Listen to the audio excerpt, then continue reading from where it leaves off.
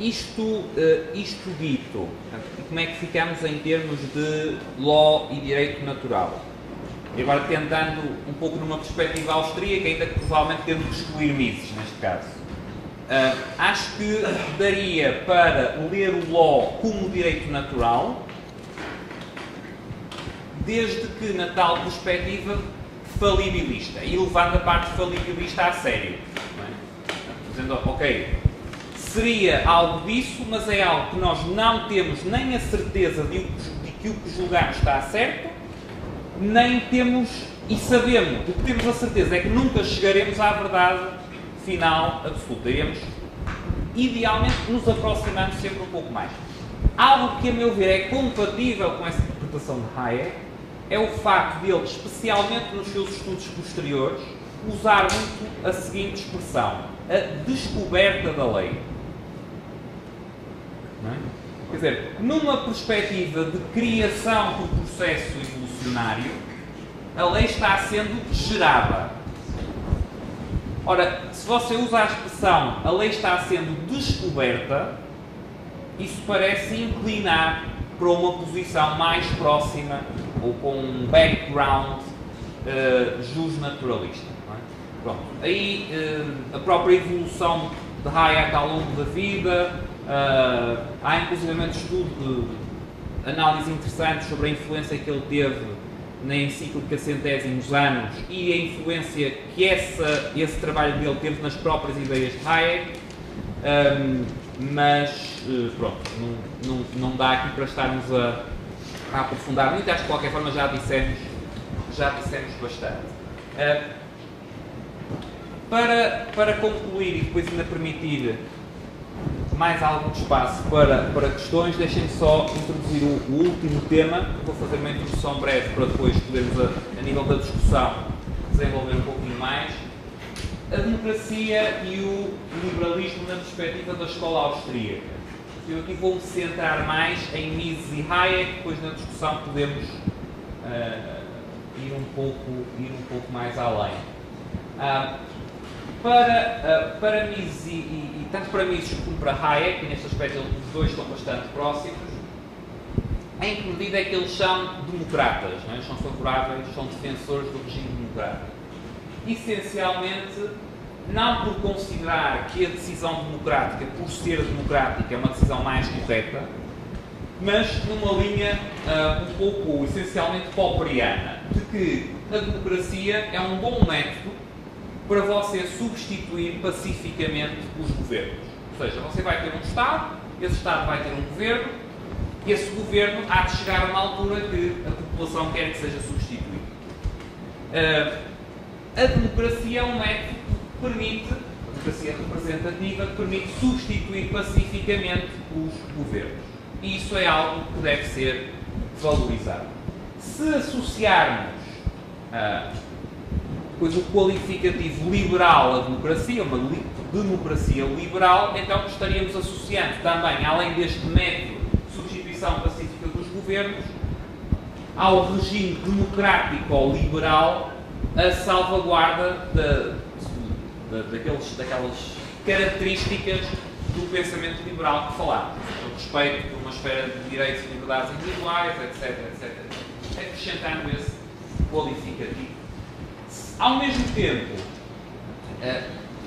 o tal aspecto da decisão por ser democrática não é necessariamente a melhor decisão, é um aspecto importante porque há uma distinção entre o que é democracia, o que é ciência económica e o que é moral, ou o que é... Ou seja, é perfeitamente possível, a história está cheia de exemplos desses, de maiorias que tomam democraticamente decisões que são economicamente desastrosas ou que são moralmente perversas. Certo? Portanto, uma coisa, o facto de como método ser preferível não implica necessariamente que assegure boas decisões, seja em que plano for. Simultaneamente, numa perspectiva austríaca, a tal defesa da democracia há de estar associada também a quê?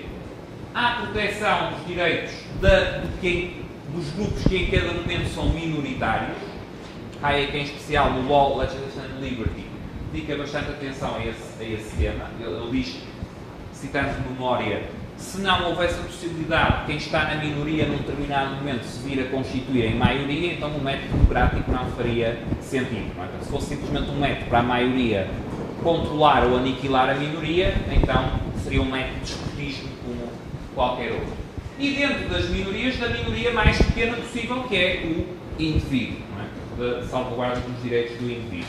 E para além disso, numa perspectiva austríaca, e está ligado também com a concepção de Estado de Direito e com os próprios fundamentos epistemológicos, é colocado um destaque grande em que é na questão da limitação do poder político. Não é? Ou seja, não é por ser democrático que a preocupação com a limitação do poder político deve ser menor. O Estado democrático também precisa ser limitado. Precisa ser tão limitado como qualquer outra forma de governo, ainda que possa ter vantagens a estes níveis. Okay? Com isto, provavelmente haverá questões sobre a democracia. Abro para discussão. Vou dar prioridade a quem ainda não colocou questões. Ok, vamos primeiro. Naquele aspecto que se falou que a democracia nem sempre chega a um melhor resultado, né? Eu diria até que ela é intrinsecamente propensa a não levar aos bons resultados. Por quê? Porque a busca pelo poder pela via democrática, ela pressupõe uma visão imediatista, enquanto as grandes questões econômicas ou de uma ordem social, elas geralmente estão ligadas a um longo prazo. Vamos dizer assim, são questões de Estado e não de governo, enquanto que a democracia, da forma como ela hoje é desempenhada, né, no mundo ocidental, onde ela está colocada, ela acaba sendo muito focada na próxima eleição. Né? Então, como é que se vê isso na perspectiva austríaca? É um mal que a gente vai ter que conviver para sempre, ou nós vamos um dia chegar a um Estado realmente democrático? É isso que...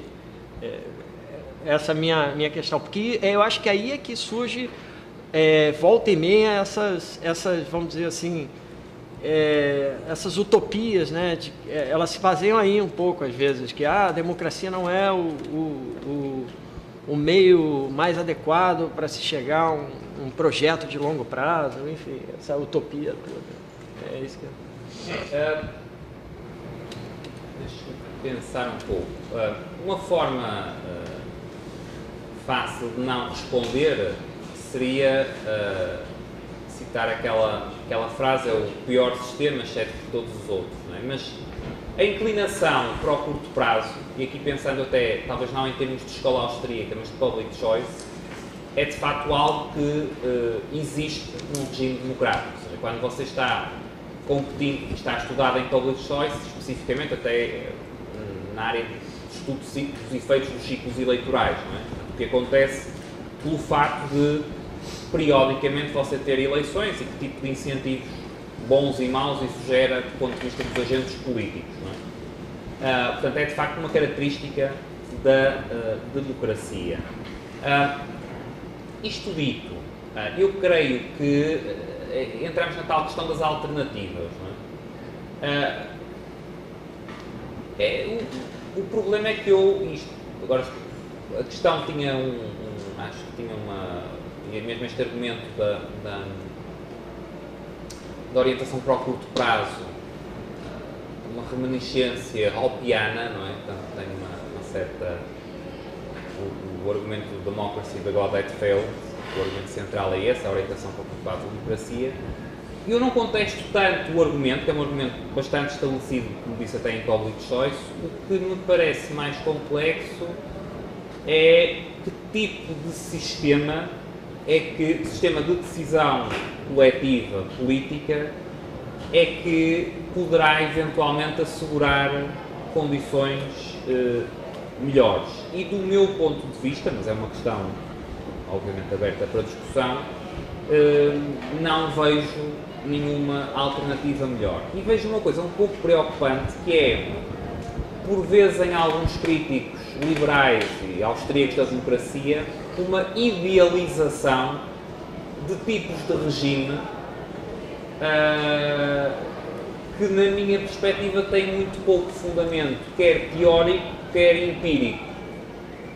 Ou seja, você acaba criticando, naturalmente, o ponto seguinte é apresentar uma alternativa e acaba, mesmo que as críticas possam ser pertinentes, e como digo, em alguns casos você não precisa sequer da escola austríaca, são críticas que estão estabelecidas, até, felizmente, em termos mais latos e quase, em alguns casos, até do mainstream, em termos de public choice. Mas depois a alternativa que é proposta ou que é sugerida acaba por ser muitas vezes um regime idealizado do passado. Estou pensando, por exemplo, no argumento no Democracy da Godard Feld sobre a taxa de preferência temporal dos governantes numa monarquia hereditária, não é? Quer dizer, eu diria que o aspecto da crítica em termos do regime democrático me parece válido, mas não original. O aspecto da proposta alternativa me parece original, mas dificilmente comprovável como válido, não é? Ou aceitável como válido. E portanto acho que, em relação à pergunta, depois à segunda pergunta, quer dizer, acho que no caso da democracia, me parece que, ou pelo menos no meu caso pessoal, onde eu me situo, é basicamente na posição Hayek e Mises. Quer dizer, a democracia não tem, a decisão maioritária não assegura uma sapiência, não assegura correção. Além disso, incorpora, juntando public choice, incorpora até uma série de vícios próprios, de vieses próprios, ou seja, tem uma série de riscos, orientação para o curto prazo, atuação de grupos de pressão de formas específicas, etc, etc. Agora, os sistemas alternativos, se analisados seriamente, também têm problemas e vieses próprios, não tendo algumas destas vantagens que, como eu pessoalmente, aí talvez minha costela conservadora, sou um cara que não aprecia particularmente revoluções, violência, etc., não me parece uma má ideia de todo, sem atribuir uma validade especial ao processo, ou de verdade revelada, mas não me parece necessariamente uma má ideia concorrer pelo poder por via dos votos. Pelo menos até que nos consigamos lembrar de um processo melhor, ou até que se arranje um sistema alternativo. Para questões, mais uma vez, de quem ainda não tenha colocado questões, pelo menos hoje, preferencialmente em toda a sessão. Tá. A questão que ele falou de democracia, né? Uma das coisas que você acabou citando é a questão dos grupos de pressão acabarem, tipo, economicamente, inclusive, favorável pequenos grupos de pressão se organizarem para conseguir grandes incentivos, porque se todo mundo for tentar reagir, vai acabar gastando mais do que se aceitar. Uma coisa que é interessante nesse sentido é como é montado o federalismo, por exemplo, na Suíça atual, que tem algumas normas da Federação Suíça, que defesa do território e tal, que todas as autonomias têm que agir de acordo com a determinação central, mas não ocorreria lá o que ocorre aqui no Brasil, por exemplo, agora com a questão do pré-sal no Rio de Janeiro. Eu dizia, não, vamos dividir o pré-sal com todo o país.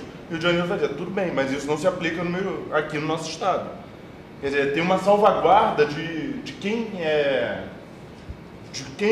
decidiram o direito de tomar posse de alguma coisa do outro.